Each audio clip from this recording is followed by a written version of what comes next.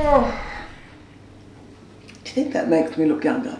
If I go like that, do you think, oh wow, look, I've actually got quite nice puffy lips when you do that, although I look a little bit wrong. Oh. 10:45. It's alright, I'm not really that concerned, I suppose. It's funny though, isn't it? Because you know things do change. I mean, I'm not one of those women that lie about their age. I don't get people who lie about their age. I think it's stupid. Like if you're going to lie, why would you lie and say you were younger? Because obviously you wouldn't look any good. If I was going to lie about my age, I'd say I was older. And so people go, wow, you look amazing for 75. It'd be terrible if they didn't though, wouldn't it? I don't mind losing, I see these, like my daughters, they're beautiful, shiny, perfect teenage skin, they're so gorgeous. And I quite love, seeing that. And I do miss that, having that lovely, beautiful skin, but, I've had it. You get a turn at it, then it's over. And then, I don't mind, I don't actually mind the wrinkling bits. I don't mind these crinkly bits here. I don't mind those bits, they're the crinkly. I've got really small close set eyes anyway. Pretty soon you won't even see my eyes, they're like these actual crinkles. But that's okay, I'm quite happy with the crinkles. I think it's good. I don't mind I'm getting like big, down my face I have these big, smiles. And that's from laughing and squinting like this,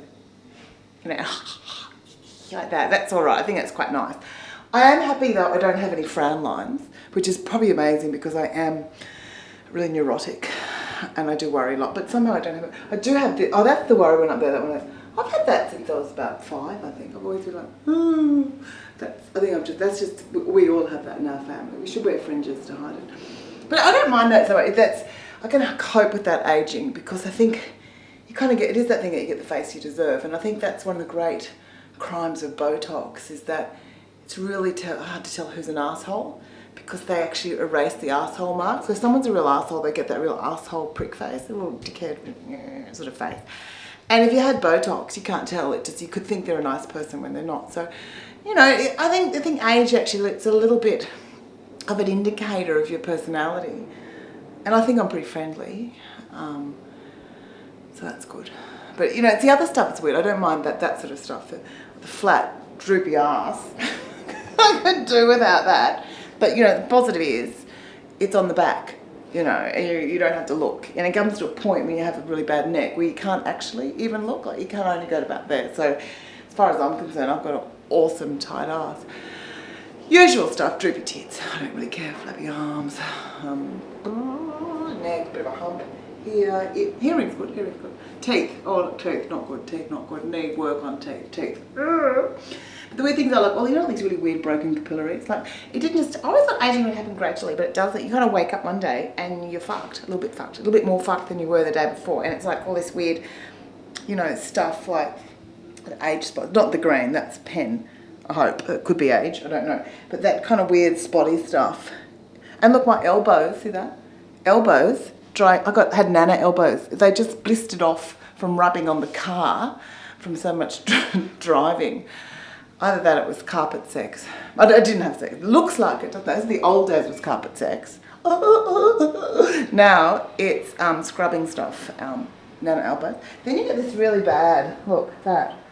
It looks like someone where do they come from, those things there? There's one there, look. Look at that. I hate that. That's actually like someone's had a biro in the night and they've come and scribbled like a red or blue biro on my legs. It's weird. Maybe, I think I'm going to get a full leg sleeve tattoo. I wasn't going to actually get tattoos, but clearly I'm getting one anyway. I'm going to get the full leg tattoo. My legs are always my best bit. Now they're getting a little bit.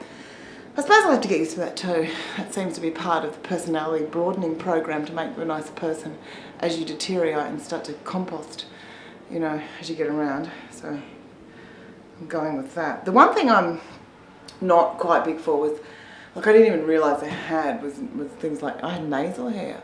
I know it's an embarrassing problem to talk about. I didn't even know I had it, right? Till a friend of mine said one day, just off the cuff, went, oh, Mandy, if I was you, I'd do something about that visible nasal hair. I'm like, what? Visible nasal hair? Like, you're not supposed to say that to people, even if they are friends. You're supposed to think it and go, oh my God, did she realise, stops hanging out? No. Couldn't believe they said it. Like I knew what to do. I didn't know what to do. And then all I had this neurosis that all I could feel was this nasal hair. It's genetic. My grandmother the same grandmother used to say to me, "Oh my God, Mandy, your eyes are like two little piss holes in the snow, two burn holes in a blanket." Anyway, she was lovely. She was a very elegant, lovely woman with a real penchant for really demolishing you with a terrible metaphor about your ugly little eyes. But she had these giant tufts. I remember as a child looking up her nose. It was like looking into the abyss. This giant black tufty nose. I didn't realise I was looking at my future nose. And I was wondering, what do you do? Like, I've never heard women speak of tufty noses, about what you do for the nasal thing. I've seen those things men stick up their noses. Not cocaine, but those. I thought, what do you do? I tried a few things. Like I tried plucking, and that really hurts. If you try to pluck your nose, you're in trouble. Tried, cutting with scissors, which is really hard. You can't get scissors up your nose. It's actually quite scary. You don't even cut them. You just make stubble then, which is even more unattractive. I thought about sticky tape, glue, even tried bleaching. But that was really, I got so out of it from the peroxide. And then instead of having like spider legs sticking out my nose, I had this weird blonde, like a blonde mustache coming up my nose. It was not a good look. This was very perplexing. I didn't know whether I could bring back nasal hair, whether people would somehow find it attractive. I actually even thought of taking on, one of those little, the hijab, which you can see is a really good point to have full body coverage. As you're starting to deteriorate, I could become a Muslim any minute because it's an awesome idea. You don't have to worry about it. If you can't see it, who knows? But anyway, who knows? But I eventually did find there's this thing we have called beauticians, thank God, saints. And she helped me. She waxed my nasal hair. It's a very odd thing when your beautician sticks wax up your nose and then quickly rips it out by the roots. It's a little bit eye-watering, but I tell you what, it's a lot better than the alternative. It's like looking like Hercule Poirot. So, hello 45. I don't know what else the world's got in store for me in the ageing process. No doubt it's going to be fun. You're just glad I don't have hemorrhoids yet, otherwise I would have shown them to you. Anyway, I don't know. I'm still not going to get Botox. Yeah, it could change. But I think I'm all right. This is no makeup on. Unbelievable, isn't it? That young looking. No, deteriorated. Okay. I'm going to put on my show face. Can't have anyone seeing me like this.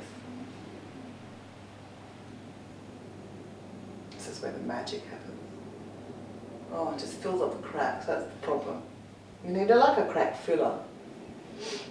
You can use hemorrhoid cream. I like to use fat. That's why I stay overweight, because it means I'm not quite as wrinkly.